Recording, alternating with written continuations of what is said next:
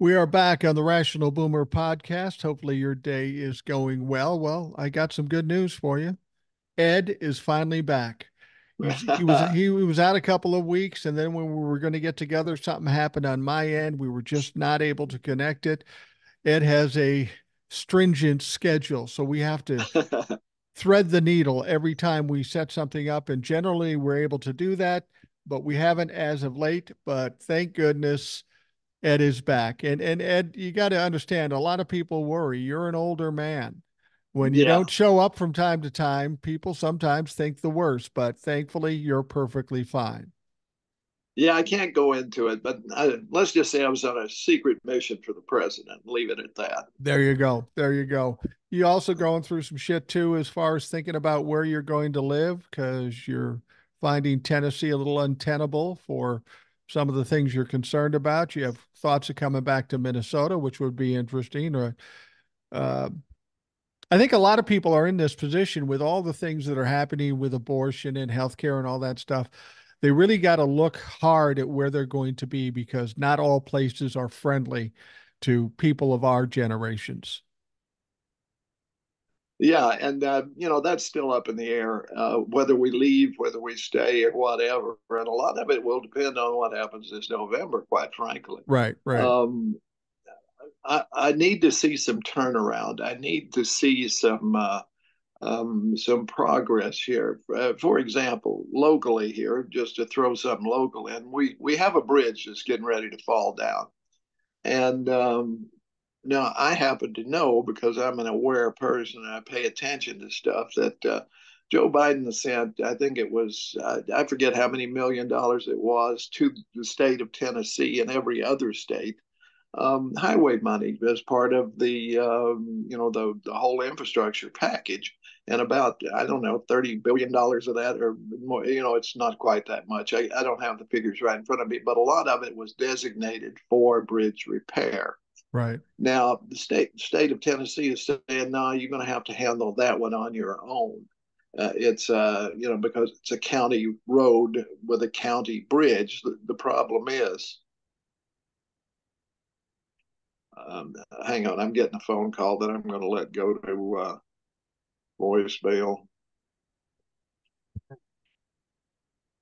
I'll answer them later. People have to understand that Ed is in demand.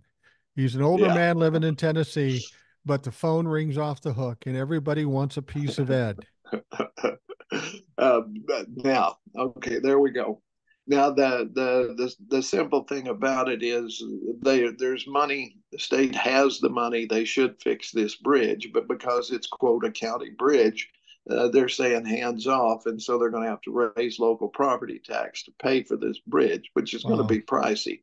Now, the thing is, if you're a trucker and you're tooling down the highway with your GPS on, it's going to send you over this bridge. Right. So this bridge is carrying all of this uh, out of county traffic. Right. Um, so there should be some accommodation there. There should be some wiggle room. But I strongly suspect what the state is doing is just sitting on the money and they're not going to spend it, and that eventually they'll find ways to steal it, which is what they do with anti-poverty money and child care money and all of that that comes to us from the federal government. They just sit on it. They don't We spend it. we've talked about this before, not only for highway funding, but for um, help for the poor or children, and they just sit on it. Is there anything the federal government can do to force them to actually use it and use it in proper places? I mean, it seems ridiculous that the federal government just hands out billions of dollars and then the state can decide what to do with it, and then decide to do nothing good with it. There's got to be some fail-safe there to ensure that it's used properly because it's ridiculous your taxes go up for a bridge when the money's sitting in a fucking account. Well, this is the thing. That's why because this is one party rule in Tennessee and has been for a while. Unless there's some movement, that's not going to change. I don't know on the. I imagine that they would have to do something on the federal level to to say use it or lose it. Here's Right. highway money. You've got a year to use it. If you don't use it, you have to pay it back. That would make sense. Um, what they always say, like the Medicaid, for example. Tennessee refuses to expand Medicaid and accept the federal money. Even all they would have to do is kick in a little bit for administrative costs, and they would have enough money to insure thousands more people than they do now. They refuse to do that, and they always say, well, see, what'll happen is the federal government will make us put all these people on the rolls, and then they'll withdraw the money, which of course has never ever happened. Right. But that's their argument. But what it really comes down to is, this money comes in, it sits there, and then people forget about it, and it disappears, or it's repurposed in some way so that the 1%, get the benefit of it. Nobody else does. It's that simple. And Tennessee's not the only state that does this. It's pretty endemic for most red states to do this sort of thing. And I don't know why the blue states don't say no more, no more. This has got to stop. You're just taking our money and giving it to rich people in the red states. That's Right. really what's coming down. Well, I think that's the important issue here is that you're talking about Tennessee because that's where you are, but it's no Right. doubt happening in Alabama and Texas and all, like you say, all the other red states. That means there's a lot of people in this country, a high percentage of this population that's not being served properly by their state government, in spite of the fact the federal government is trying to help. That Exactly. that seems almost criminal. That seems almost theft. Well, it is. That's exactly what it is, and it goes back to that terrible idea that people keep talking about called states' rights. You know Right. what I say? I say fuck the states. I'm sorry. Most of them are run by idiots, or they're run by crooks who are just taking the money, and the people are just so ignorant they don't know. They just keep voting for these social issue uh, demagogues, and while their pockets are being picked, and any sort of aid that's being sent to them from the federal government is just being intercepted and pocketed. But until there's some real education, until people can get around all of this social bullshit that's part of it. I think if you really look at the red states, a goodly portion of them are former Confederate states, and they just never got over that. That's the Yeah. problem. They see themselves as conquered people. They see Washington as the enemy, and they only trust their local poobah, whoever that might be. And that's pretty much the way it works in all red states. Do you see people in these red states or in Tennessee like yourself? I mean, you're more a woke person than you'll probably find in Tennessee. But do you think people are feeling the pinch of all this and realizing what the problem is, as opposed to just blaming Joe Biden for everything that is taxes? No, because see, it's everything down here it isn't necessarily religion, but it's like religion. It's all on belief and who you trust. So they trust Fox News, and they trust OAN, and they trust all of the right wing people who are just flat out lying to them. For example, I saw. Someone was complaining about their car insurance has gone up, and they had posted on a local website or local Facebook group. Yeah, Um, well, who's got good insurance? Mine's going through the roof. So people start talking about it.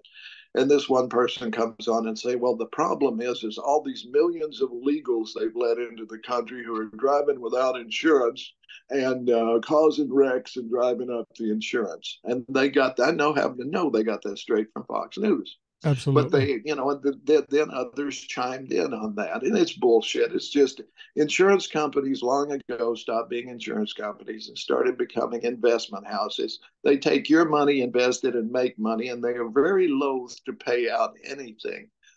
So they will find a way not to. And they will find a way to raise your insurance every year so they can have more money to invest and make more and give it to the 1%. That's what's wrong with it's a matter of regulation. The insurance industry needs to be smacked down big time and broken up and redone and re regulated. just like every other industry in this country, because they're all owned by corporations or rich people, and they're all non-functioning for what they're supposed to do. That's what's wrong with your insurance. I've always That's thought it. I've always thought insurance are like highwaymen of old, in the Western days. They just smash and grab. And I always thought they're kind of like religion too, in the Yeah, sense that insurance is something you have to have. You have to have car insurance. You have to have home insurance. You don't have to have life insurance, but most people do. And instead of saying, am I getting a value for this? They tell you you got to have it and you want the best. So just trust that what we're charging you is exactly right. And it's the same with religion. You want to get to heaven, you got to tithe, you got to give us this money. There is no basis for the amount you're paying. It's just playing off your fears and your right. your your emotions. So in that respect, insurance companies are a lot like religion. Before we stepped on here, you were talking about the Supreme Court, and we've got some things Right. going on with the Supreme Court. We both have our disdain for the Supreme Court. Why don't you bring up what we were talking about before we went on? Well, there's a lot going on there. I can't remember the specific, but I'll start with the first thing that comes into my head, and we can go from there. All right. One of those, of course, is they accepted a case they should never have accepted, and that was on the presidential immunity. Now, this is not the first time the Supreme Court has overstepped their bounds. When Bush Gore the contest, there was absolutely no reason for the Supreme Court to be involved in that at all. The laws were in place, the recount was underway, everything was going according to Hoyle. They step in and stop the recount. And I still don't understand any reasoning they may have had. We know, looking back, that Gore would have won. He would have been president. Right. But no, they stepped in. They stepped in, and we had the disastrous George Bush presidency. 8 years of total disaster, including sucking off 40% of my retirement funds and Right. yours, no Right. doubt. Right. Now, plus the thousands of people, thousands of lives, both American and Iraqi, and incursions into countries where they didn't need to go, wars they didn't need to fight, all of that, just terrible stuff. And it all goes back to the Supreme Court weighing in and giving George Bush the presidency, right? Now, they bring this ridiculous case which they decide to take about presidential immunity, which anyone with a brain, you don't need to be a lawyer, you don't need to be a judge, you don't need to be anything other than a person who realizes laws are there for a reason and nobody should be able to violate them with impunity. There was no reason for them to take that case. It doesn't impact future presidents or anything else. The law is the law. If somebody violates it, you arrest them or fine them or whatever it may be. What they're going to do, this is simply to delay this case. Absolutely. Uh, that's all it's for. They took the case to delay it. They're only considering at the very end of the term. They took every second they possibly could, and what they're going to do is send it back to the district court. That's what they will do. They will not rule on it. They will not give him immunity, because I tell you what, if they were to come down and say presidents have total immunity, what's to stop Joe Biden from saying, I'm arresting Donald Trump and putting him in Guantanamo? Too bad, you Exactly. know. And and Oh, and, by the and way, we're going to send some go ahead. justices too to Guantanamo Yeah, because he could do that. exactly. Yeah, the Yeah. whole thing is absolutely ridiculous, and you have to wonder why they did take it. It seems like the only choice is to allow Donald Trump to delay the case till after the uh, the election. But that only benefits Donald Trump if he wins the election. And as we're watching what's going on, that's not going to fucking happen. Um, I've said before, we were all worried about all these trials taking place before the election. I'm not so worried about it anymore. I think this Manhattan district trial is going to be enough to take Donald Trump down to a level where he's just inconsequential with the Republican Party and in the upcoming election. If he wants to push off those other three trials after the election, I'm okay with it because once they do that and once he loses the election, he has no protection.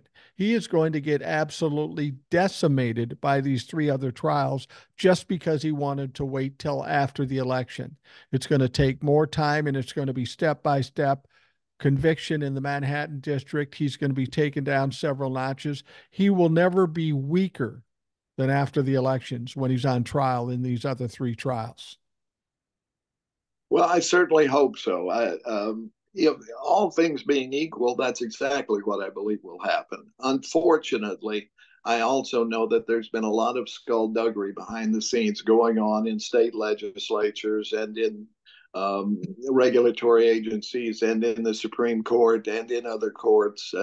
We just have to wait and see. I mean, last time they really didn't know what they were doing.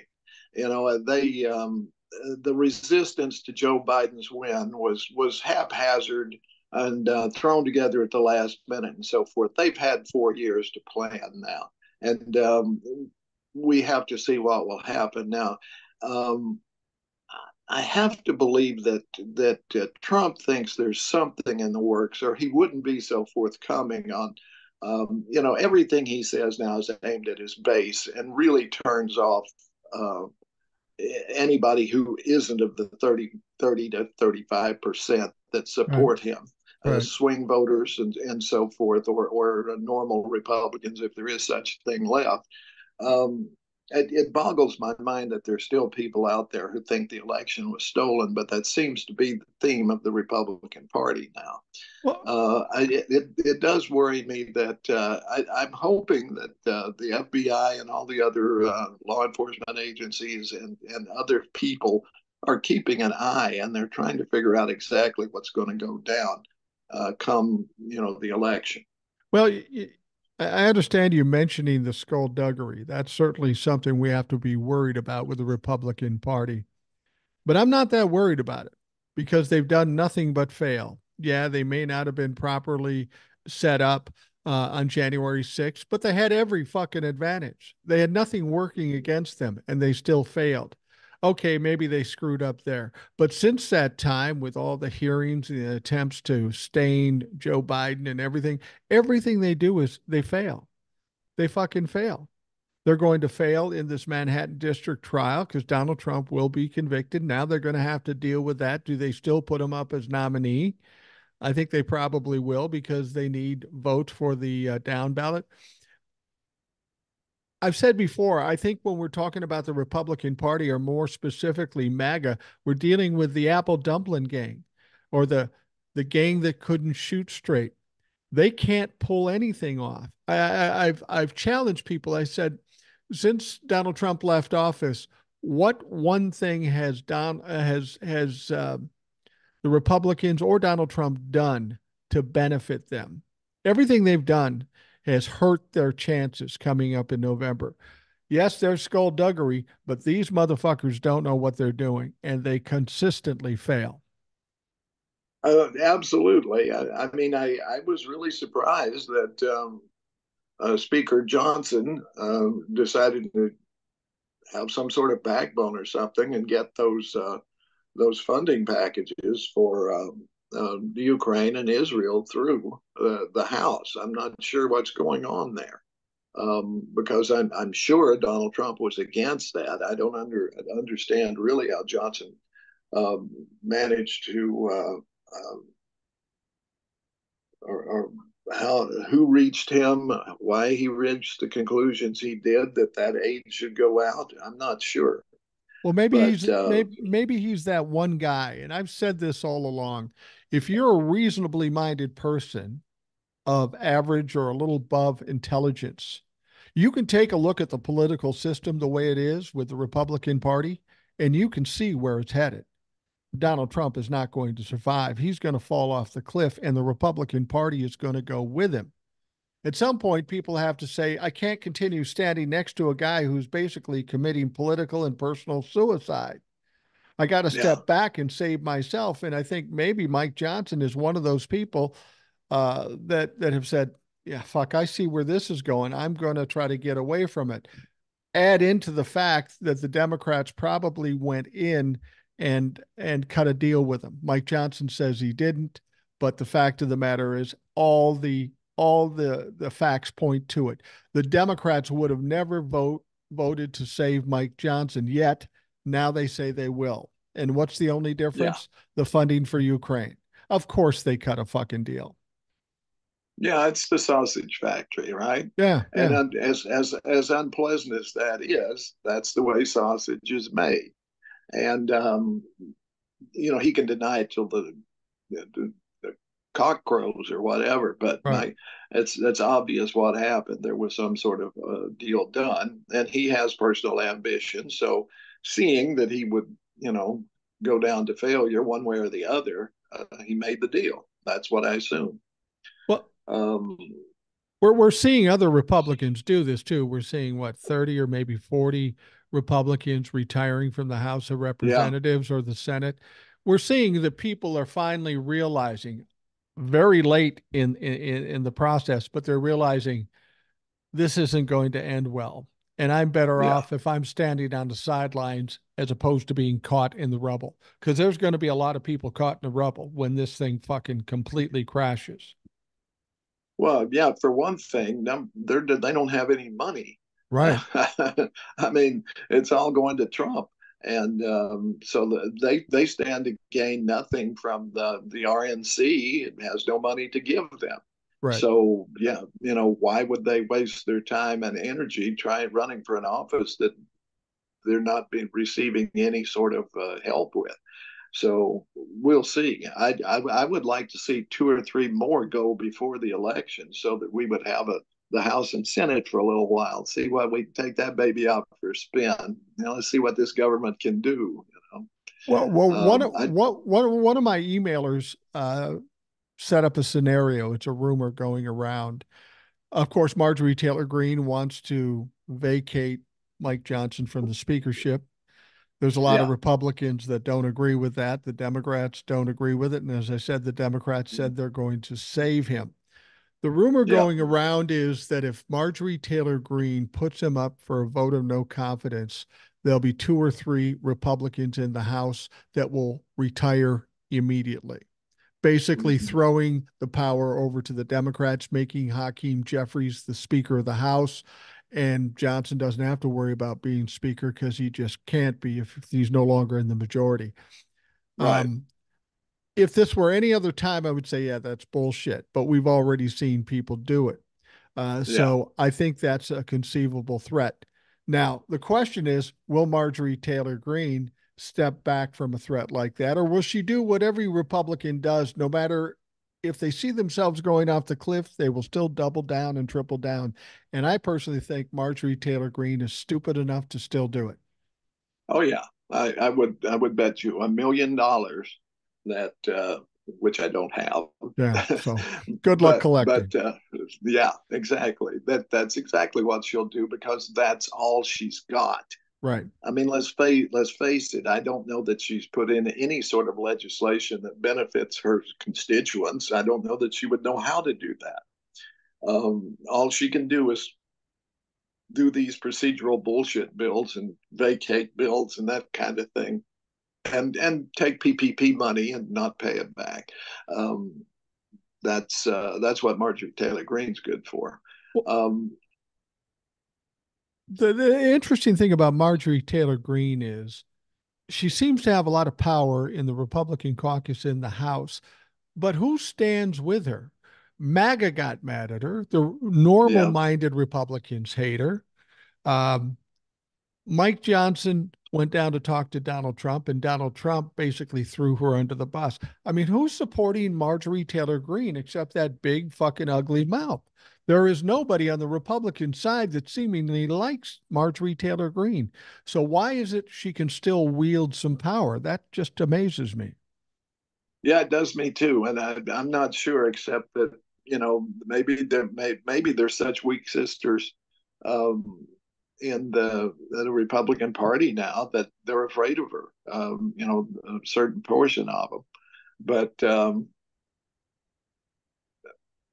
she just she is so uncontrollable and so erratic that it's really hard to get a handle. you Yeah, know, it I mean, is. uh, uh, as a matter of fact, most of the Republican caucus, the MAGA caucus, or the MAGA group, none of these people are interested in governing.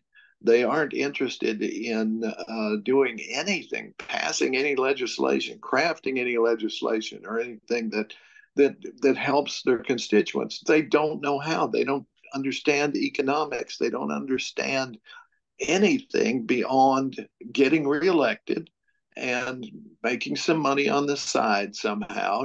Most of them go out on the weekends and give speeches to people with more money than the sense.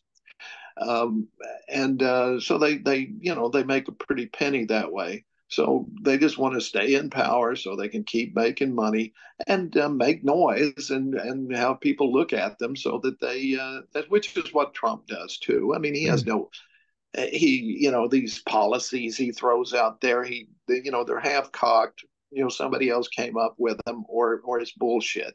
I noticed he was using that same thing the other day. They were asking him something about abortion, and he was, I'm going to have a major policy statement in the next 2 weeks or in 14 days. He's been doing that since about 2016. It's always 2 weeks away. It's always 2 weeks away. It's like he's like Annie, in tomorrow, but he's doing that shit again. And why people can't see that, remember that, Yeah. boggles my mind. But all of these MAGA people are the same way. They're nothing but mouth. They have no intellect behind them. They have nothing except they play on people's prejudices and fears, and they make noise so people see them and think they are something when they're nothing but clanging bells. I have a theory about the House of Representatives, and it's kind of out there, but as much as it doesn't make sense, it does make sense. And I'm curious as to what you think. If I'm the Republican Party, based on how the session has gone for the House of Representatives, they're in line in this election to be called out for doing absolutely nothing in the House of Representatives. That's not going to help them in the election. This sounds crazy, but Republicans are crazy. What if they want the Democrats to take control, take the power in the House for the last 6 months? Hopefully, trying to dilute their complaints of the Republicans doing nothing for the last session. Yeah, but you had it for 6 months. What did you do? And I have a feeling the Democrats could get a few fucking things done if they had the power, but we know the Republicans aren't smart enough to think about that. Let's let the Democrats have it so we can blame them for part of the session. And then they'll fuck up and the Democrats will do some great shit and it'll uh, light a fire under the Democrats too. I don't know. Do you see that? It sounds crazy thinking, but we're talking about Republicans here. I've heard crazier. you know, Okay. I mean, Okay. everything that comes out of their mouth is crazy. Maybe that's it. Maybe they're thinking, let's fold our tents and see what the Democrats can do. We'll have something to run against anyway. Maybe. I mean, I don't know if it's too late, but if the Democrats had the House and Senate, could they get that border bill through? Possibly, Oh yeah. which Yeah. which would be a great thing, and any number of other things that have been proposed and died because of Republican obstruction. You could get a lot done. Depending on the Senate, you've still got a couple of turncoats in there. Yeah. Um, Democrats in name only, um, and that sort of thing. But um, I do think that maybe we could get some stuff done. Well, I think the Republican Party has been very successful with the help of Donald Trump to completely destroy the party. The Yeah, Republican Party bears no resemblance to any Republican Party prior to 2015. I say you can't even call them Republicans because they don't resemble Republicans at all. Um, no. and if they have destroyed the Republican Party, what do you think that means after the election? I don't think there's any question the Democrats are going to have a pretty large blue wave in November. But if that happens and there's a blue wave, what do the Republicans do? They can't stay the course because the course has been a fucking utter failure. Mhm. I guess they would have to try to regroup and find a new leader. I mean, if Trump is defeated again, I don't think they'll let him run again. Uh, um, he had the grievance of the quote fake election. I mean, the rigged election and so forth. But everybody knows which it was not rigged. But I don't know that he could get by with using that again and say, I'm going to run again, because as you pointed out, he's going to be in court most of the time. And my secret suspicion is if we know the one case is going to be adjudicated fairly soon, Yeah. and I feel fairly certain that he will lose. Um, the others, does he does is he going to want to hang around and go to court, or is he going to? Are we going to have a white Bronco moment with Trump here, trying to get out of town in his jet? Well, that's a possibility. I think if he does not win, does he hang around? I don't know. Well, yeah. Well, does he hang around and can he survive? And when I say survive, I don't mean die necessarily, but he is going to be 78 years old. That's one of the things I've always said. I am questioning whether he'll even be the nominee because after he goes through this trial, gets convicted, more money gets extracted from him. He's got no money to campaign. He's got no money to pay his legal fees, and he's got a lot of legal fees. This is just one out of four cases. Yeah, Over the next 5 years, he's going to be just decimated financially if he's going to try to have any kind of defense in the upcoming trials. I always tell people I don't know that he can survive emotionally and physically. And I'm not saying dying, I'm just saying incapacitated some way. If you took all the pressures he's got hanging over his head and put it on top of us or a 35-year-old guy for that matter, how do you keep moving? He's getting fucking buried. yeah, I'm not sure. The guy doesn't sleep. So, and we know from testimony from people from his TV show, The Apprentice, the Celebrity Apprentice in particular, guy lived on Adderall and Coke and Right. whatever. Right. Uh, um, so I feel like he's got to crash at some point. He still eats like, a teenager. Yeah. And, and I don't see how he's still even alive. You watch him, and well, you don't watch him in court, but you see the drawings and you hear that he's falling asleep. Um, Another good sign is that nobody's showing up to cheer Right. him. Well, that's Uh, exactly the point. You talked about the skullduggery and how he's trying to fire his base up, and everybody says, "Oh, there could be a civil war. They're going to fight back."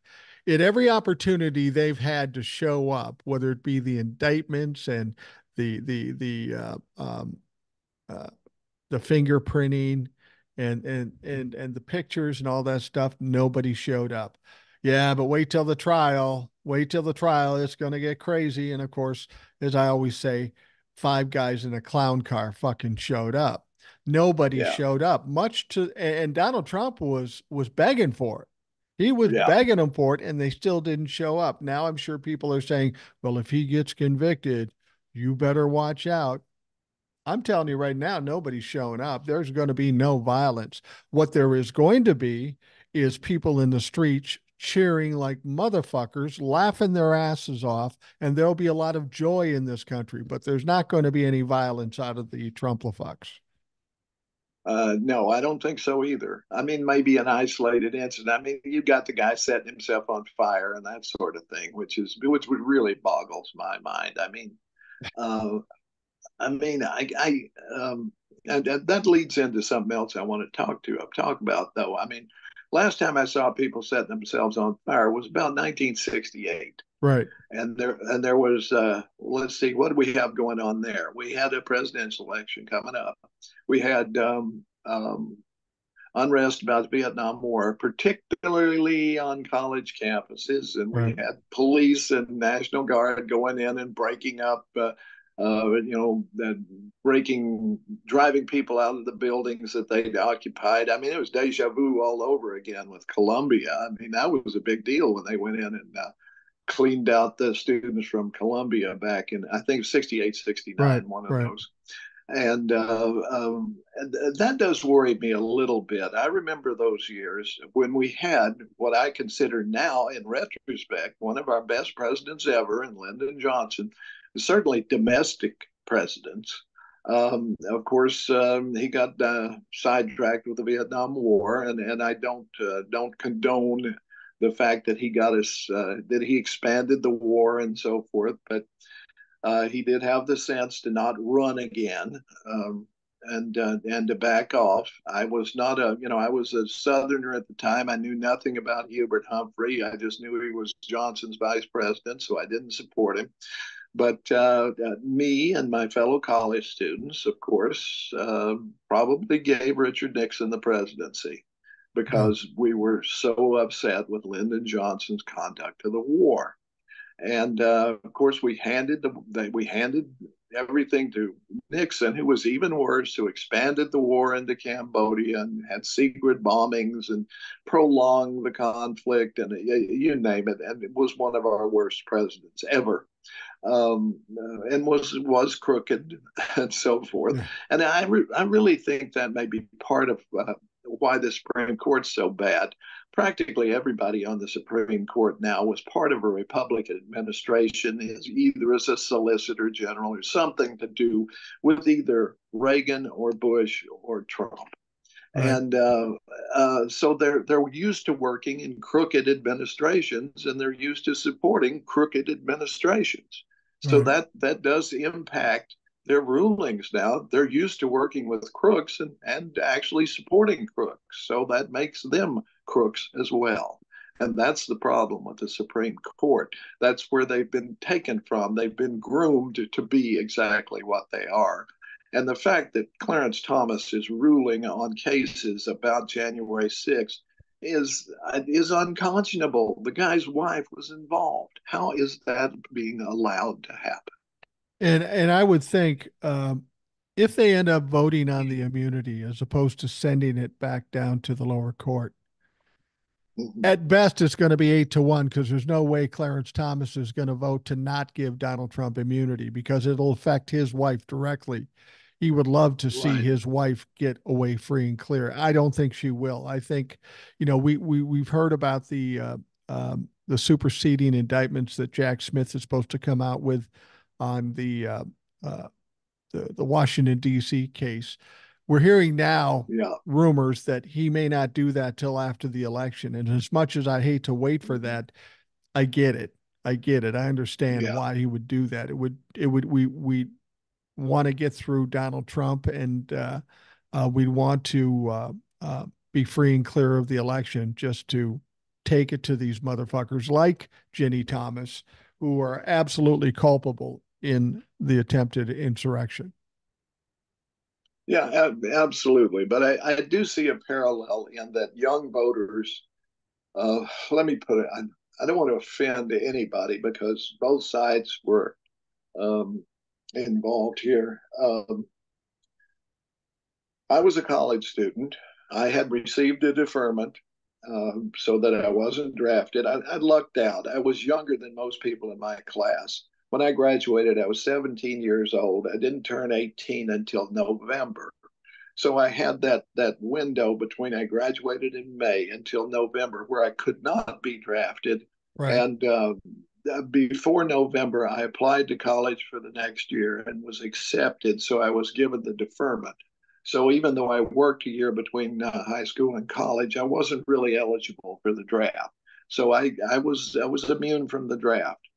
So I got to college. I was very much against the war and so forth. But I look back now and I realize that all those guys who were being drafted, and people forget that a goodly portion of the people who served in Vietnam did not volunteer. They were drafted. They were sent there under penalty of prison Right. or having to fly or having to leave the country or whatever. So a lot of the, not myself personally, because I wrote letters to friends who were in Vietnam. I had friends there, but a lot of people blamed them, the soldiers, and that was not the case. This was purely government action. The soldiers mostly had no choice. Now, some went willingly, certainly, but and most of those who served there did not come back in a good way. No. They saw what they were called upon to do. Uh, many of them had PTSD and still do for years and years and years because we look at what's going on in Gaza now, and there's very little difference. I mean, you have this military power who's devastating another country, is killing thousands of civilians that they shouldn't be doing. That is no different than what we were doing in Vietnam. We were killing civilians left and right because we didn't know who the enemy was. We couldn't tell the enemy from the guy Right. on the street. So we just killed them all. And that's Right. absolutely what was going on. I don't know if you remember it. You're younger than me, but I remember every evening, right about dinner time, the news would come on and they would give the day's body count. That was it. That was how we knew how we were doing in Vietnam, how many people we killed that day. And the students on the campuses, of course, saw this in a very moral way, morally reprehensible. But often their ire went on the soldiers, not on the Right. policy, but which was wrong. But they were right to oppose the policies. They were right to oppose the war, just not the other soldiers, or not the soldiers who were serving in many cases because they absolutely had to, not because they would have chosen to. Most would not. Most people do not choose to go to a jungle and shoot at other people Right. and be shot at. Most people do not choose that, nor would they. So I see that dichotomy now. When you see what the Hamas invaders did to Israelis, you can understand Israeli rage. Right. You can understand because this was a brutal, barbaric attack against women and children, and there's no way that you can justify that attack the way it was done. There's not. Right. In the same way, you cannot justify the bombings in the way that the war is being conducted. Now, Joe Biden finds himself in the middle of both of these.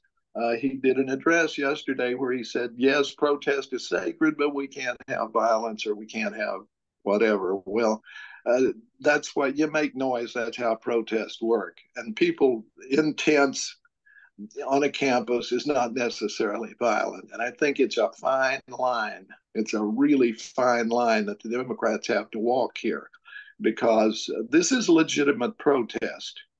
And screaming anti Semitism at everything that has to do with Israel is counterproductive. Right. It isn't all just because the people of Israel happen to be Jewish, it's because they're killing thousands of civilians. Well, Um, I tell you what, I want to expand on this. This is something I won't talk about on TikTok because it's a right, no-win situation. No matter what I say, fucking right, people are going to hate me. Here on the right. podcast, it's a much different situation. Uh, I'm not going to suggest that I support Israel or I support Hamas because I would never support a terrorist organization. The problem is there's people in the middle that are innocent and simply Exactly. collateral damage, and those are the people I truly support. It's not that I don't support Israel; it's their leader is the problem. The Israelis are Right. fine. It's they've got a fucking mini Trump running the country. And as long as that's happening, this is part of the reason why we have these problems. Tell you what, we're going to take a quick break and I want to talk more about this. I want to talk more about the protest too, because this is an interesting opportunity for us. We see the protests going on in the colleges, and it's very reminiscent, very similar of what was happening in the 60s, as you pointed out. And you were of the generation in the 60s that was dealing with that situation. So maybe you Yeah. can give us a perspective of what the young kids are thinking today and why they're doing what they're doing. All right, we are going to take a quick break and we'll be right back.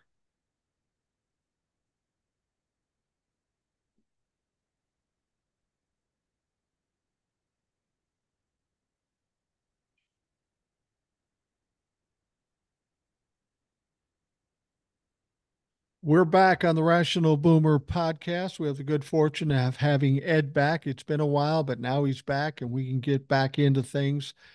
And we were talking about something that I don't normally talk about on TikTok because it's always causes me problems. It's the Israeli Hamas war thing. If I speak badly about what Israel's doing to the people of Gaza, then I'm anti Semitic, which of course I'm not. I'm not mad at Israelis. I'm mad at Benjamin Netanyahu. If I side with the Palestinians, then people tell me, oh, you're supporting a terrorist organization in Hamas, which I am not. It's a no win situation. It's a problem that's been going on for decades, well before I was fucking born.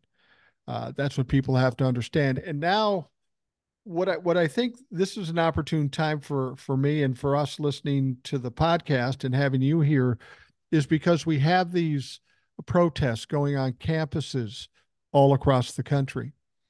And the interesting thing about it is it's very reminiscent. It really resembles what was going on in, like you say, 1968 when people were protesting the wars in all these college campuses. And I got to tell you, in 1968, I was 8 years old. And I had two traumatic experiences that made me cry both times. First of all, my dad, who wasn't the brightest fuck in the world, took me and my brother to go see the movie The Green Beret with John Mhm. Wayne. And for the Yeah, time, it was very violent. I still remember a scene of a guy hanging on some barbed wire or something and getting electrocuted or shot up and killed. My brother and I just walked out of there crying about us not wanting to go to the war. And in 1968, we were too young, but within 10 years, we would be in a position to go to war. And we didn't know how long this thing was going to go. We cried, we don't want to go to the war. And then one other time, I'm sitting in my living room watching TV. And it's around that same time. And my mom comes in and I'm crying. She goes, what's wrong with you? And I point to the TV set and said, Mom, I don't want to go to college because I'm watching the violence at Madison or wherever it was. So I'm eight yeah, years old. I don't know any different from the Vietnam War. It's always been there, or the violence on campuses. It's always been there in my short life. So it was exactly. traumatizing to me. Now you're of the era, you're of the generation that were the kids on the campuses protesting. I don't know that you protest, but you're of that generation. You kind of have an idea what was going on then, and it's very similar to what's going on now. What was the mindset of kids there? They were just upset and they thought they had to do something, and that was the only thing they could do. The protest. Yeah, yeah, that was pretty much it. Let me say a couple of things first. The Green Beret was one of the worst movies ever made. It was a commercial for the Vietnam War made by John Wayne, or I mean, he Right. was instrumental in getting it done. It was pure propaganda. It was an awful, awful movie Yeah. in support of the war. And no, they don't let old fat actors go fight in Vietnam. So, No, anyway, that having been said, I'm not a John Wayne fan, and I'm I'm not sorry if either. I offend anyone about that. But no, I didn't care for the guy. I didn't think he could act worth a damn, except in a couple of movies, and his politics, of course, just drove me crazy.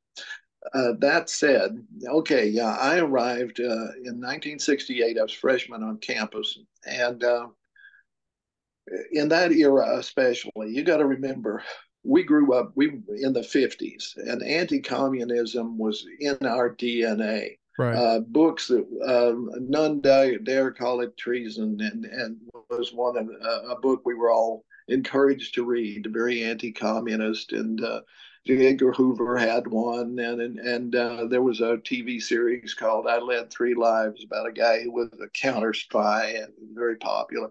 It was very much anti-communist era, right? That was in our DNA, and although we never in history in school, we never really got into the modern era. For some reason, we'd always end up. If we got to World War One, we'd be lucky, and that was one of those. Hey, hey, rah, rah! The Yankees go and beat the Germans in Europe. Right. No subtlety involved at all, and nothing about politics of World War II or anything like that. We just knew, hey, the Russians were the bad guys, we were the good guys, and then we get to college, where they're teaching actual history, actual sociology, and your mind opens suddenly that you realize you've been lied to for 18 years. And you've been groomed to be a good little citizen and go join the army and give them 2 years of your life. And this is what's expected of you. This is what the mindset you have when you get to college. Now, I went to East Tennessee State University, a small southern state school. It was a little different there in that it tended to be more conservative. I had to take 2 years of ROTC. It was mandatory for every state college to have ROTC, and that meant that I sat in classes. I had to take an ROTC class every quarter, and every Friday I had to put on a uniform and go learn to march. So, I was part of the ROTC. I mean, it was required.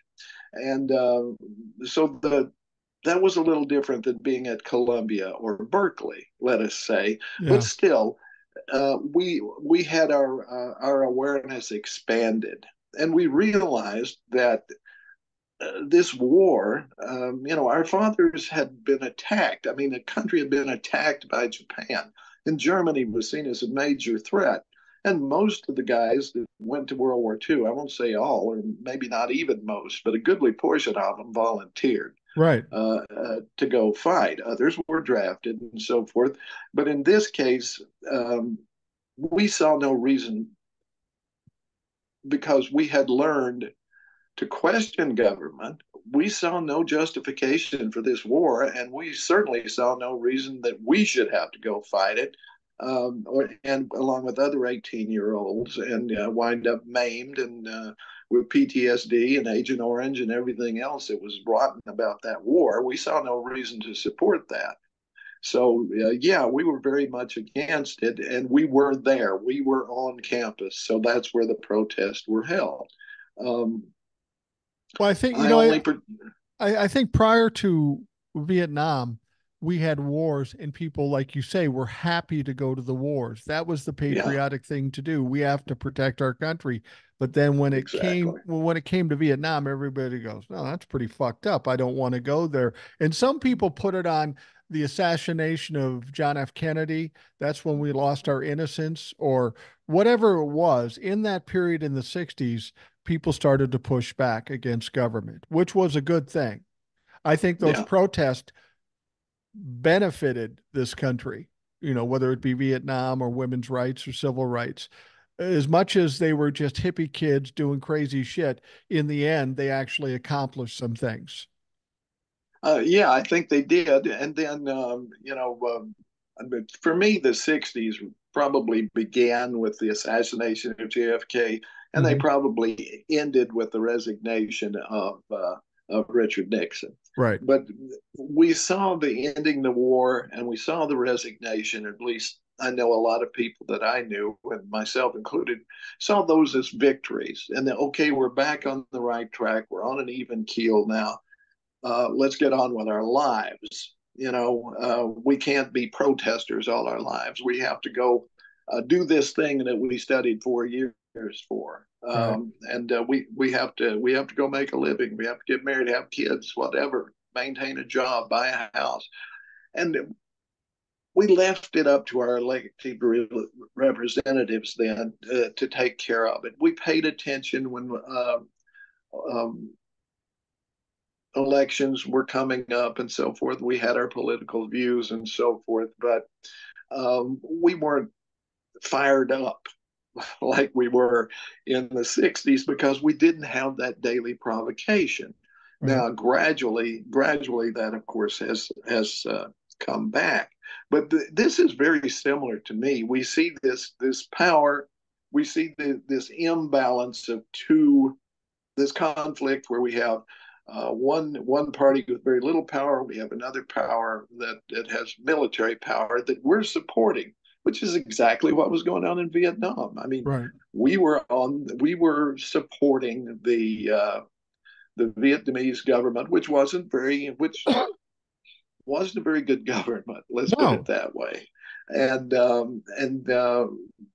then we have these nationalists, Vietnamese, um, who are being supported by our enemies, Russia and China, and so forth. So these are two surrogate powers, right? That's what was going on with Vietnam. It was really America fighting Russia and China, but um, we were letting the other people fight and die, right? So Right. the students recognized this and they protested it, and then eventually they won. Really, I mean, the war was ended, the draft was ended. Um, the people got 18 years old got to vote. See, I couldn't vote when I was a freshman in college. I wasn't old enough in that election. So it wasn't, you had to be 21 to vote at that point. So there was a lot involved with it.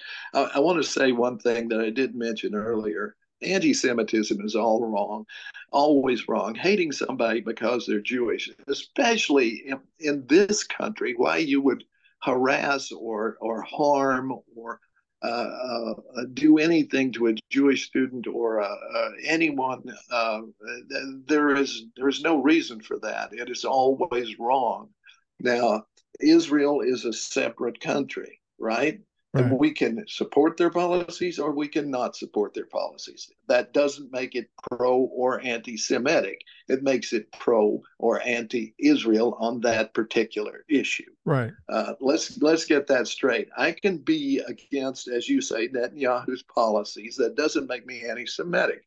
It makes me a rational human being because this guy is a criminal. He should be in jail. Right. And eventually, I hope he will be. And I really think he's conducting this war to stay out of jail, just like Donald Trump was conducting most of his policies to stay out of jail. Right.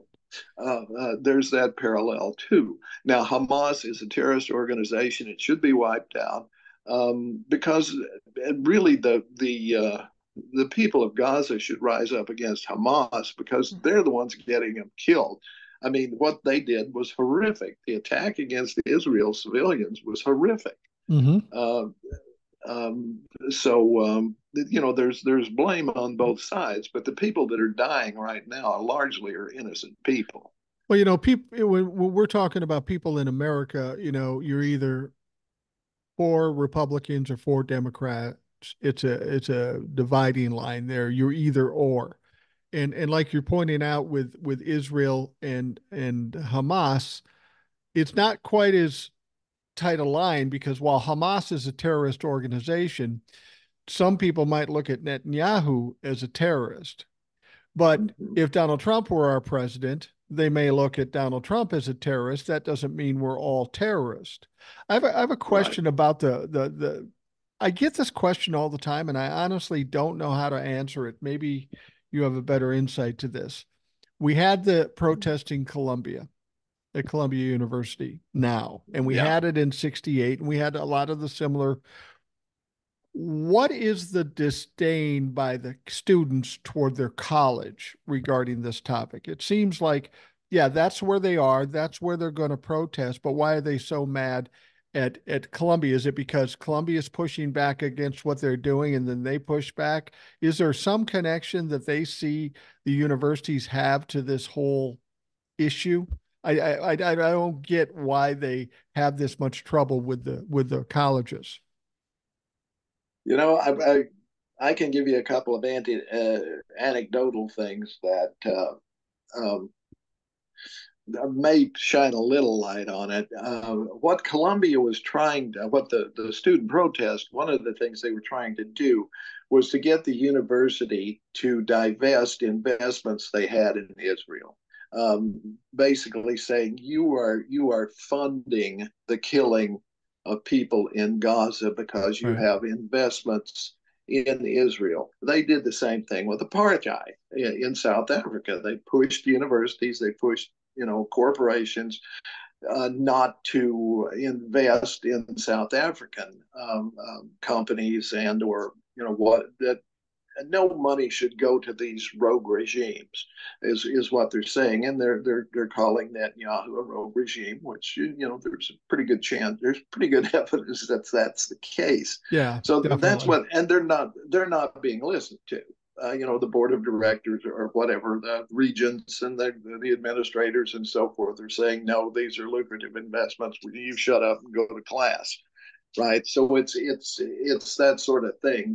They're against the war, but they're specifically against the university supporting Israel bombing people in Gaza, for example. So that's where that comes in. Now, when I was in college, the major protest that I was involved with, there were two young professors in the sociology department. I don't remember their names now, but they were not rehired. They weren't fired. Their contracts were not renewed for the coming year because of their leftist policy or their leftist teachings and so forth. So the sociology department first, and then students in all the other places rose up in protest for the firing of these two people. And there were protests, there were marches, and so forth, and it all culminated on where a group of students marched on the president's house. It was like a home right in the middle of campus where the president of the university lived, and they came there, and he came out to make an address. Now, I was in the theater department at the time. I was in a rehearsal, and somebody came in and said, there's a proposal to bring everybody over here to this theater where you guys are rehearsing, and the president will take the podium and people will sit in the chairs and they'll hash this out and they'll talk and whatever. So we got busy. I weren't really at the protest. We were trying to I guess, mob proof the theater. We were putting lights and locking doors and all of that. And then time passed and nothing happened. So me and another guy decided we'll go see what's happening. So we worked our way out through the crowd up to we managed to get right in front of the crowd where the president came out and he was talking, and then suddenly out of the crowd something comes flying and hits the president in the forehead Wow. and falls to the ground. Well, I see that it is a paper cup with some ice in it, and not very much of that. But he holds up his hands and says, "We can't have this," and retreats into the president's house. And then the cops move in and chase everybody away. And the next morning they're having a ceremony for the ROTC, and they invite everybody to come back, and there's more speeches and so forth. But um, I think the president used that as a get out of jail free card in a Yeah. way. I mean, he wore a bandage the next day on his head, and I know he wasn't injured because I saw it. Right now, there was no violence that time, and eventually it died down. Now, the only time there really was a big problem was the next year, and my roommate and I had been out. It was a Saturday night. We'd overindulged in adult beverages, and we were pretty much sacked out in our dorm room. And we heard this big commotion, and all these guys came running in. There had been a protest of girl dorm hours. At that point, the girls had to be in the dorm at 8 o'clock on a weekday, and they could stay out until 11 on weekends. It was a big deal. They had these protests and so forth, and it devolved into violence. And the cops were running around with clubs, and there was taking pictures of people to throw them out of college later and so forth. We slept through it. It turned into a giant panty raid, actually. Wow. But eventually, they did decide that they would have one dorm that would be open 24 hours, and if parents allowed a certain number of girls could live in that dorm if they wanted that, and that was their compromise. And then a couple of years later, that was the dorm policy for all the dorms. Right. And then shortly after that, it was co-ed dorms. Right. Right. So Right. it was a tempest in a teapot. We didn't have that much. This was not universal protest all across the country.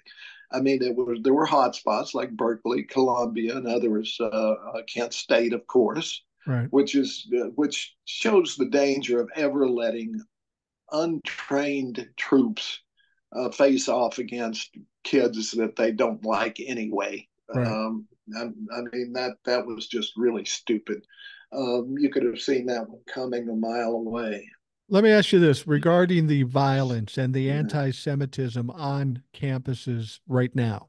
We're hearing about that, the violence, the anti-Semitism. And this is all stuff we saw in the 60s too, that resorted to Right. violence. You bring up Kent State, where National Guard ended up shooting some kids in Kent State. Uh, how much do you think the violence and this anti-Semitism is not so much the kids, but these insurgents or these infiltrators from, white supremacist, The anti-Semites or Republicans coming in to try to make this a bigger mess than it is? There's some of that, certainly. The much despised outside agitators. I'll tell you, I never met Uh, Usually you don't need them. Now, there may be some people during the George Floyd thing in Minneapolis. I know that happened. I know there were I do outside too. Yeah. agitators. That happened there for sure. And they were right wing and they were there to cause violence. We know that. I have police friends who told me that. Yeah. And we even have video of one of them breaking a window to get things started. But anyway, that's beside the point. That does happen. I think it's just stupidity on the part of the. There is no reason that any reasonable person would harass a person just for being Jewish because of what's going on in Israel. They have no control over that. They have no input on that. They're not even, most of them are not even Israeli citizens. There might be a few with dual. It's just stupidity. It's an easy target. It's something that they can. Well, you must be Jewish, so I'm going to throw this at you or something because of what's going on in Gaza. But they don't understand the political situation there. I mean, Israel and I are the same age. I was Yeah. born in 49. That's when Israel came along. So I can remember one of the earliest things I saw on TV was unrest in Israel, and they were on horseback. And I remember being taken aback that these guys were fighting on horseback in that day and age when, we just fought World War II with tanks and all Right. of that and airplanes, and these guys were fighting on horseback. I couldn't have been more than 3 or 4 years old, I think, but I do remember that. I remember learning about Israel and Moses and Jesus in Sunday school. And then what I'm seeing on TV is these guys shooting each other. And I'm going, what? Yeah. Where's Moses? Yeah. Somebody Moses better can straighten this shit out. yeah, Um, part some seas or something, dude. Get going. What's going on here? I want to spend a little more time talking about this trial that Donald Trump finds himself in, the Manhattan District criminal trial, 34 felony charges. Um, I get people coming to my page, honest to God, and they will say to me, Donald Trump will never be convicted. And I'm just taken aback by that. And I'm not talking about just Republicans. I'm talking about Democrats too. Yeah. I think they have some PTSD of all the shit that Donald Trump's pulled over the years and gotten away with it. And they feel like I'm just mad that it's not going the way I want to as quickly as I want to. So I'm going to pout and just accept the failure of what's going to come. And as I watch this trial, as I watched it coming into it, and as I watch it as it progresses, there is absolutely no way Donald Trump runs the table and is found innocent or not guilty of 34 fucking felony charges. There's just no way. The trial isn't going well. The witnesses are exposing crimes. Hell, David Pecker exposed crimes as the first witness. Yeah. How are you feeling about the trial? I know you're a little more you're not as confident as I am about how this is all going to end up, but how are you feeling watching this trial? I'm having a ball, quite frankly. Yeah, I think it's going very well. What I see his defense doing is trying to introduce enough doubt so that they can influence one juror right. uh, to say, I can't really vote to convict because they didn't give me enough evidence, or there's this in my mind that makes me think that it was a rogue operation. That's what they keep pushing. It was just Cohen and a couple of other guys trying to extort money, which is stupid. But Yeah. they're trying, and we don't know who's on the jury per se. We don't know how many of them might even be Trump supporters. And hopefully not. Here's what we know But about the jury, though. There's been some reports of this, is that whenever they're walking in and walking past Donald Trump or they're sitting in the jury box, none of them look or smile at Donald Trump. And my contention is my experience with narcissists. From a distance, they look pretty good. They're strong, they're successful, they're powerful. But when you get close up to a narcissist, whether you be their family or a close friend, narcissists never have close friends for very long because the cracks no, come out, the darkness of their soul comes out, and they're not likable people when you get close. They're selfish, they're childish, they're ridiculous, they're foul in every way. And I personally think that with the evidence that's coming out and these jurors having to sit so close to Donald Trump for 2 months, this isn't working well for them. And I think they've already become annoyed by Donald Trump just by virtue of them not even looking at the fucker. That's kind of strange this early on in the case. yeah, I agree with you 100% on that. The fact that I think is most significant to me is that nobody's showing up, and that includes his family. I Right. mean, he had to wish his wife um, happy birthday from his porn star trial because she wasn't there. None of his sons have showed up. Nobody else in the family has been there.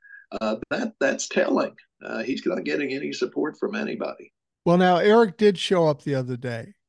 Oh, did he? Eric I missed that. Eric and Ken Paxton from Texas showed up. I mean, he basically heard that everybody's making fun of him, that nobody's showing up. And he went on the phone and said, Eric, you're coming. Ken, you're coming. Be there.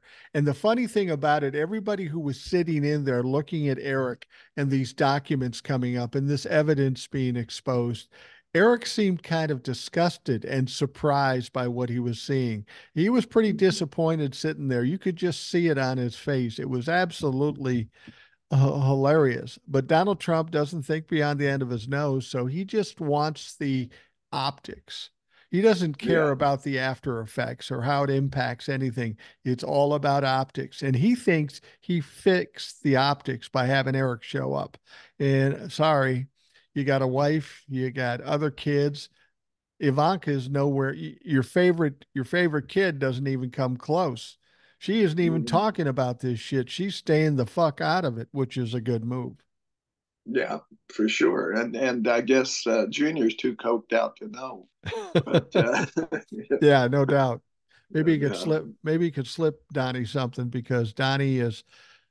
What about these whole stories of Donnie falling asleep in court and having some bodily functions while he's asleep? I've heard he's passing gas and I've always questioned, well, okay, passing gas maybe, but here's a guy that's known for shitting his pants and he's wearing a diaper.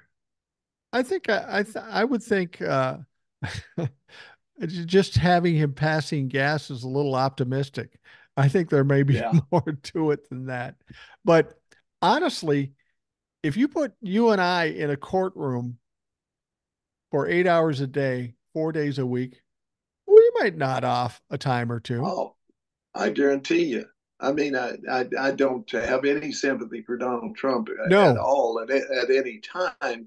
But I can certainly say that if I had to sit there and listen to this crap, I'd probably nod off, or my mind would go elsewhere. Let's put it that way. And I might rest my eyes Rest your while my mind, while it was wandering for sure. the only reason it's different for Donald Trump is because, well, it's Donald Trump, and he spent all these years suggesting that Joe Biden is Sleepy Joe, Yeah, while also being a cocaine addict, which never made sense to me, because you yeah, can't be both.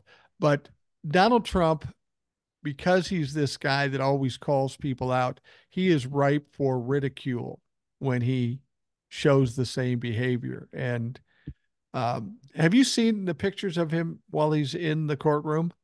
This guy, as my mom would say back in the day, looks like he was rode hard and put away wet because he yeah. doesn't look good. No. Well, like I say, he doesn't sleep. He's got to sleep sometime. So I mean, it looks like I, he probably has to pay. Oh, it's a good thing he has his own plane, or do you have to pay extra for those bags under his eyes when he flies? Yeah, no shit. No shit. Well, the big thing that's going on too, as well as the trial and all the evidence coming out, it's not going well, um, is the gag order thing.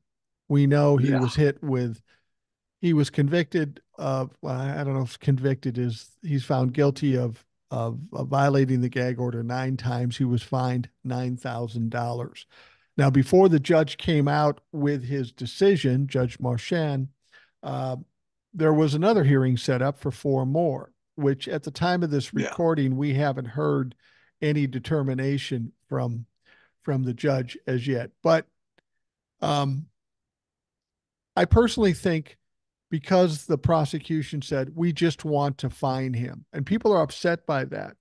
I personally think the prosecution is saying, let's hang as much over his head as we possibly can. This case is going good. Let's not throw a hitch into it. Let's just keep this thing flowing and let's get it done and get the convictions. And I would think, that's the judge's role anyway, to keep everything running smoothly. So that may be why they're reluctant to actually throw him in jail. It may be, and also they don't want to give him what he wants. I think he Right. wants nothing more than that because he thinks when he's seen as a victim that his poll numbers go up. I just heard today that there are a couple of polls out there showing he loses in November, so he's got to be concerned about that. He's concerned about Robert Kennedy stealing more from him than from Biden. So much is going on there that he I think he's really hoping that he gets a day or two in jail just so he can be the political prisoner, the Navalny of the United States, and that all of that. It gives him something to talk about because let's be completely frank here. The guy is so redundant. I don't know why anybody listens to him at all. Well, yeah, exactly. And the thing is that he may want to go into jail. I think once he enters jail, wanting to go to jail, he'll realize that he fucked around and found out because it's not going to be a pleasant experience. But I think with Judge Juan Marchand, he's been careful about putting him in jail. And I think after this last hearing with the 4 violations, he's going to get something.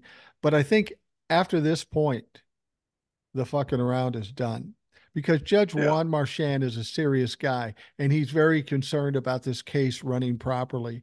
And if Donald Trump continues to run his mouth, he's said as much. I have no other choice. Jail is my only option. You know now. So if you do end up doing this and going to jail, it's on you. It's not on me.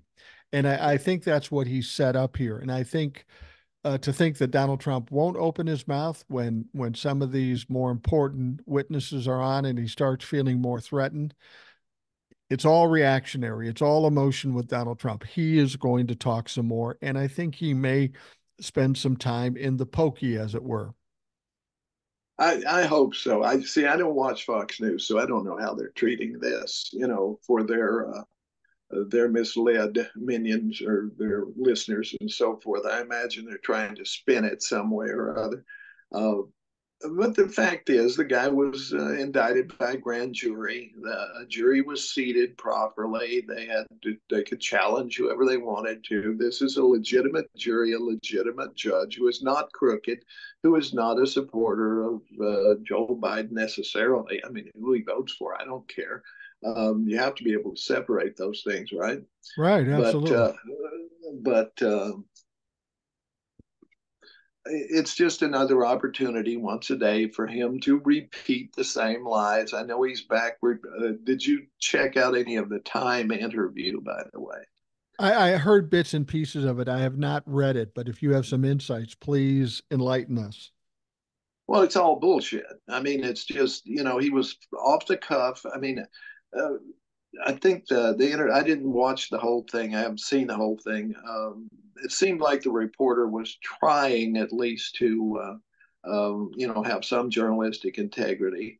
Um, but when you're dealing with somebody who just lies all the time, there's no reason to interview them.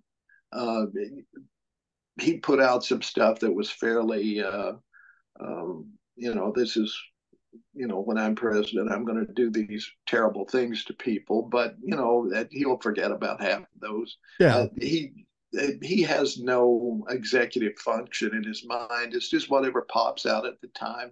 Like I mentioned before, he was doing the old I'll have a statement on that in 2 weeks, blah blah blah, which Yeah. means he never will. Right, right. Or not very many people know that, meaning he didn't know it. His usual standard evasions. That's what I saw.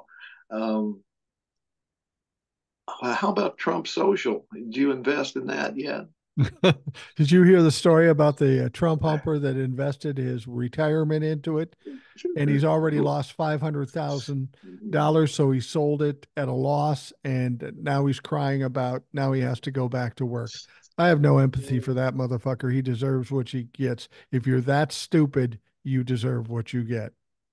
Yeah, and people look at it and it goes up and down and up and down. It's like GameStop. Who Yeah. knows who's playing this thing, but uh, it's not a real company. It's you take Trump out of Truth Social, and there's nothing else there. It has No. very few people, very few advertisers, and very few people actually involved with it. They only are there because of what Trump puts up. So it's essentially worthless without Trump. It has no value, and that people are willing to bid this thing up, or I mean, buy this thing boggles my mind. They got more money than sense. That's all I can say. Well, even with Trump, it's not worth much. Clearly, it went from 70 No. down to 26. I don't know where it is now. It's kind of bouncing around, but it's worth eh, less than half of what it was when it was at its highest point. Regarding the trial, though, I'm curious as to what you think because I keep saying something, and some people agree with me, some people disagree with me, and those people who disagree with me, of course, are wrong. Uh, Yeah. but but as this trial continues, we will have a verdict well before the election, probably as early as early June. Okay. I Well, a person number. I Go ahead. personally think that a conviction, and there won't be just one conviction, there's going to be double digit convictions, 10, 15, 20, something like that. I think over and above all the other trials, these convictions are the thing that change everything, are devastating to Donald Trump. And I always say take him down, and people think that it'll put him in jail, and maybe it will put him in jail. But I just think it takes him out of the narrative because it's the ultimate failure, that conviction. What are your thoughts about assuming he gets convicted? I think it won't shake the base at all, but No. it might even click up a point or two there. But everybody else, I mean, the people that are against Trump already, that'll just solidify it. And the undecideds, the swing votes, and so forth, I think it's going to have a real impact there because the guy is a felon, and I mean, he will be a felon, and there will be repercussions of that, of course. And then, quite frankly, the idea that a guy who was convicted, indicted by a grand jury, convicted by a jury of his peers, so to speak, and not that he no, there's nobody else bad enough to be a peer, but he's rightfully convicted. That has to carry some weight. If it doesn't, we're in big trouble. If we Yeah. are a country where you can be convicted of a crime and not suffer any sort of damage to your reputation, then we're in big trouble. Well, I think And that that, ultimately is a bridge too far, and I think some of the polls suggest that more importantly to me, over and above the effects on the public, I know it's going to have a significant effect. I don't think if Donald Trump didn't have this trial, he still can't win in November because of the Roe v. Wade thing. But what do you think multiple convictions due to the emotional and physical state of Trump himself? I think it's going to take a serious toll on him. I think even one will. Yeah, well, Um, I uh, agree.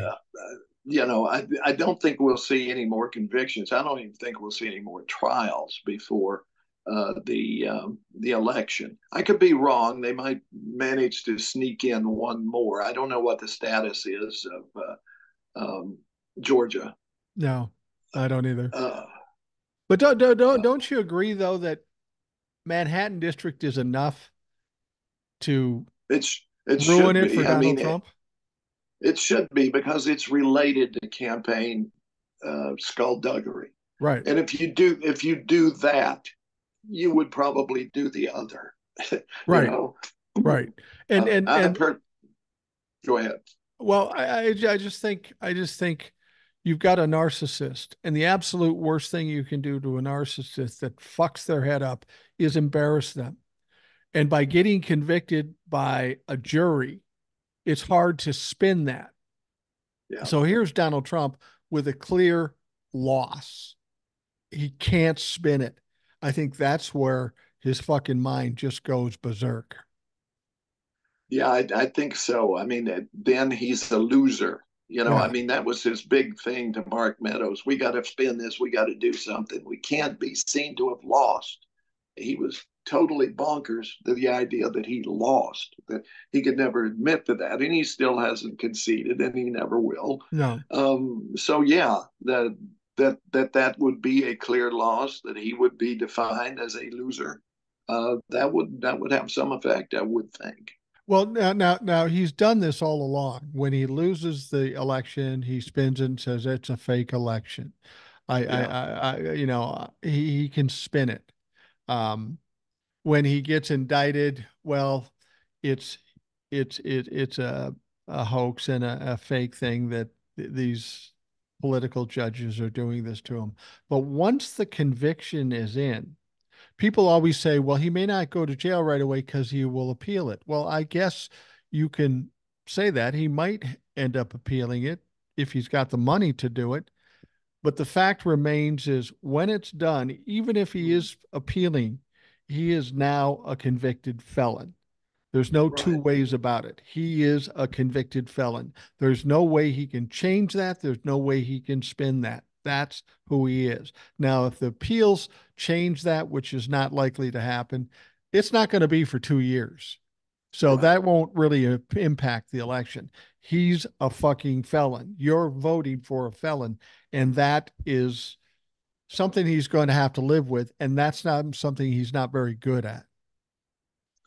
Yeah, speaking of appeals, I don't know quite what to say. Something has to happen with the Supreme Court.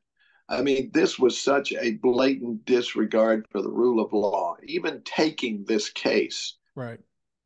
you can absolutely see that it was done for no other reason than to delay uh, any sort of decision.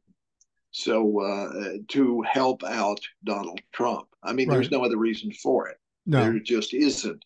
So there has to be repercussions, and I'm not sure.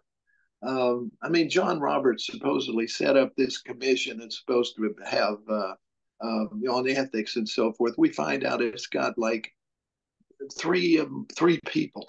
This Yeah. is his great commission. It's a dodge. It's there's nothing there, and that's what I say. These are all these are all criminal enablers if they're not criminal themselves. Certainly, Thomas is a criminal. He took money, he took goods, he took favors, and delivered decisions or opinions. He did that. We know that. He should be not only thrown out of the Supreme Court, but put in jail for it. His Right. wife should join him in jail for different reasons, but she should also be in prison. Um, there are others. Kavanaugh, deeply in debt. Suddenly he's not. How did that happen?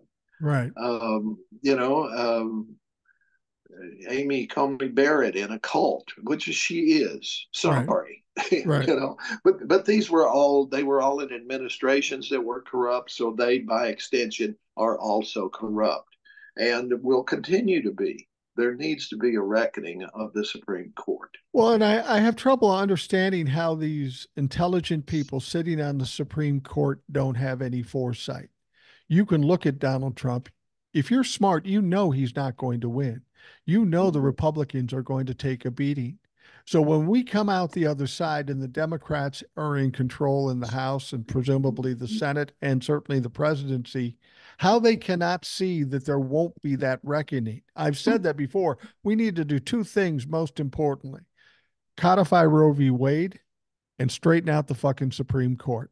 If you can't Yeah, impeach them, you charge them with, I mean, they can, if it's too hard to impeach them, they're still people. They can be charged with crimes from the yeah. judicial system or stack the court. They got to know that's coming because people are going to demand it. Well, that would be my solution right there. I mean, it's fairly easy to do, and there's certainly justification for it.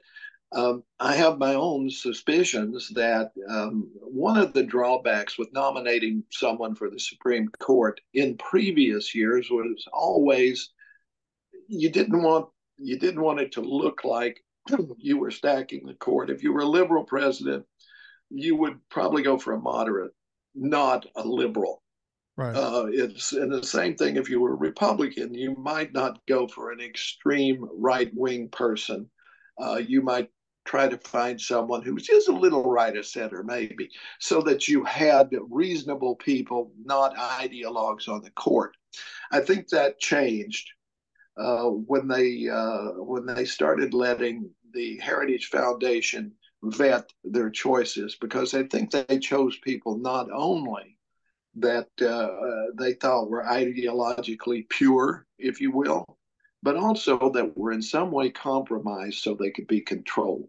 Right. That there is something in their background, something, some secret that people don't know that they can use as leverage. I think it was also done to Justice Kennedy to get him to resign. And Right. I think it had to do with his son and Deutsche Bank and Right. loans to Trump because he suddenly decided to retire and there was the opening they needed for another justice. There was some kind of skullduggery that went on there that we don't know about.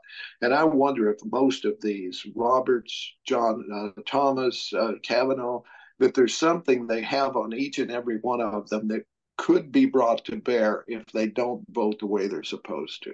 There was a Or at least, there was an go ahead. emailer on the podcast that made a good suggestion. I don't know if it's feasible. I don't know if it's legal, but it sounds like a good idea. And the idea was to pass a bill in the House and the Senate, assuming you have the majority to do that. And that bill would say that any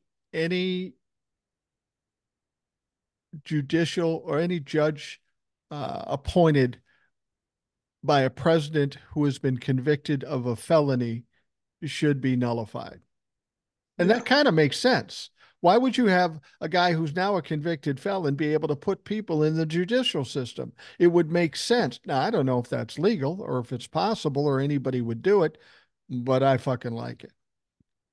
Yeah, there are a number of things. The presidential pardon should be revisited. Yeah. That it can only be used in certain circumstances. It can't be used as carte blanche, however the president feels like to rescue various felons, which it's been used to do almost exclusively with No, Republican presidents. right. But there are a number of things that need to be addressed. But cleaning up the court is certainly number one, because that's one of the branches of co-equal branches of government. And to have it be totally dysfunctional or totally skewed one direction or the other, and with ideology, is beyond conscionable. It has No. to be changed. Yeah, it definitely has to be changed. Well, Ed, we're coming to the end here. I appreciate the fact that we were able to catch up. I'm going to try to figure out how we're going to do it next week, because I will be in Florida, Key West or Miami, until Friday. But I won't be back till Friday in the afternoon, and we usually do it around 11 o'clock or so. We'll figure something out. Yeah. We'll figure All something righty. out.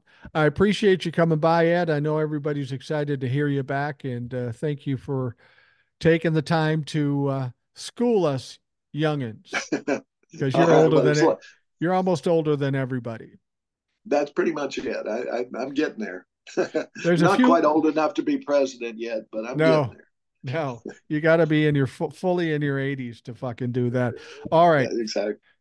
Thanks, Ed. And for all the folks listening, I want to thank you for taking the time to do that. I hope you have a great day, and we'll talk to you again tomorrow.